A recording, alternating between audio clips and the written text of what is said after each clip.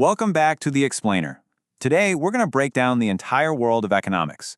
We'll show you how millions of jobs, everything from farming to finance, can all be sorted into just three basic groups. You know, the economy can feel like this giant, impossibly complicated machine, right? But what if I told you it all comes down to a surprisingly simple system? Let's get into it. See, an economy isn't some abstract thing that happens in far-off boardrooms. It's literally what people do every single day to make a living. It's the farmer in the field, the weaver at a loom, the teacher in a classroom. It's all of us. So, to make sense of all this activity, all this buying and selling and making, economists grouped the millions of jobs out there into three broad categories. They call them sectors. And once you get a handle on these, you can really start to see the big picture. All right, so let's jump right in with the very first piece of the puzzle, the primary sector. This is, quite literally, where it all begins. Think of this as the absolute foundation of the whole economy. It's where we get the raw materials for everything else by taking them directly from nature itself. So we're talking about farmers growing crops, miners digging for coal, or fishers out on the ocean. What's the one thing they all have in common? They're all gathering or harvesting something that nature provided. Okay, so we've got all this raw stuff, the cotton, the ore, you name it. What happens next? Well, that brings us to our second building block, the secondary sector. Yep, this is the making things sector. It's all about industry and manufacturing. You take the raw stuff from the primary sector and you turn it into something else, usually something much more useful. So, for example, that cotton harvested by the farmer gets spun into yarn and woven into the shirt you might be wearing right now. That sugarcane from the field gets processed into sugar. That whole transformation process, that's the secondary sector in a nutshell.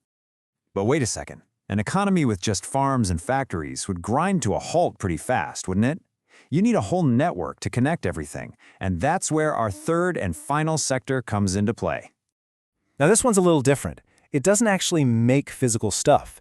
Instead, it provides all the essential services that help the other two sectors run smoothly. That's why you'll often hear it called the service sector. We're talking about the truck drivers who move the goods, the bankers who finance the factories, and the shopkeepers who sell the final products. It even includes teachers and doctors who support the workforce. It's literally the glue that holds the entire economy together. Okay, so we've got our three building blocks. But the really interesting part is how they work together and how that balance between them can change over time. To really see this in action, we're going to look at the incredible economic story of India over the past 50 years. Think of it like a big circle. The primary sector gives raw materials to the secondary sector. In return, the secondary sector might build a tractor and sell it back to the farmer. And all the while, the tertiary sector is there, with trucks and banks, making sure it all runs smoothly. They all depend on each other. But here's the thing, that balance isn't set in stone. As a country develops, it can shift, and sometimes shift dramatically. And believe me, what happened in India is a perfect example of a truly massive transformation. So let's look at the numbers. This shows us how much of India's total economic pie, its GDP, came from each sector. And wow, just look at the difference between the 1970s and today. The change is absolutely staggering. The country's entire economic engine just flipped. Back in the 70s, the primary sector, mostly farming, made up a whopping 40% of the economy. Fast forward, and it's down to just 16%. And what took its place? The service sector. It absolutely exploded to become the dominant force in India's economy. But, and this is a big but, here's where the story gets really interesting. You'd think that where the money goes, the jobs would follow, right? Well, it turns out it's not nearly that simple.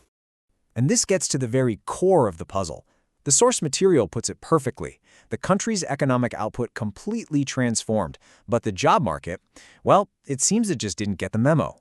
So here is the paradox, laid out plain and simple. Back in the day, the primary sector was the biggest part of the economy, and it employed the most people. That makes perfect sense. But today, the service sector creates most of the wealth, but the primary sector is still the country's largest employer, with 43% of the entire workforce.